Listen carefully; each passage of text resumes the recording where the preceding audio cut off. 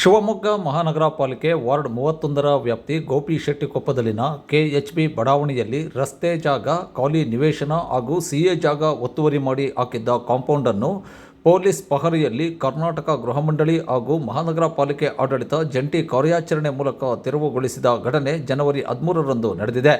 ಗೋಪಿಶೆಟ್ಟಿಕೊಪ್ಪ ಬಡಾವಣೆಯ ಕೆರೆಯ ಬಳಿ ಕಳೆದ ಹಲವು ವರ್ಷಗಳ ಹಿಂದೆ ಕೆಎಚ್ಬಿ ಸಂಸ್ಥೆ ಬಡಾವಣೆ ನಿರ್ಮಾಣ ಮಾಡಿತ್ತು.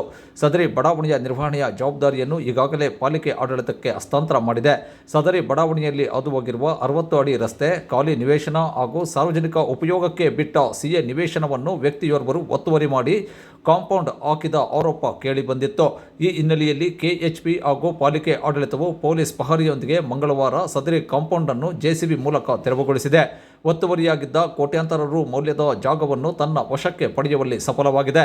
ಕಾರ್ಯಾಚರಣೆಯಲ್ಲಿ ಕೆಎಚ್ಬಿ ಸಂಸ್ಥೆಯ ಕಾರ್ಯಪಾಲಕ ಅಭಿಯಂತರ ಶರಣಪ್ಪ, ಸಹಾಯಕ ಕಾರ್ಯಪಾಲಕ ಅಭಿಯಂತರ ಹರೀಶ್ ಕೆ, ಕಚೇರಿ ಅಧೀಕ್ಷಕರಾದ ಅನ್ವರ್ ಬಾಬು, ಪಾಲಿಕೆ ಕಂದಾಯ ವಿಭಾಗದ ಆಯುಕ್ತರಾದ Pujar, health inspector Suresh Kumar, revenue ಇನ್ಸ್ಪೆಕ್ಟರ್ಗಳಾದ Anjanamurthy, Anees, surveyor Venugopal, bill collector Lakshman, JCB ಆಪರೇಟರ್ಗಳಾದ ಸತೀಶ್, ಹರ್ಷ, ತುಂಗಾನಗರ ಪೊಲೀಸ್ ಠಾಣೆ inspector Gururaj, sub inspector Gadi Lingappa, ಸಿಬ್ಬಂದಿಗಳಾದ ಜನಾರ್ದನ್, ಯಶವಂತ್ ಮೊದಲಾದವರು ಕಾರ್ಯಾಚರಣೆಯಲ್ಲಿ ಭಾಗಿಯಾಗಿದ್ದರು.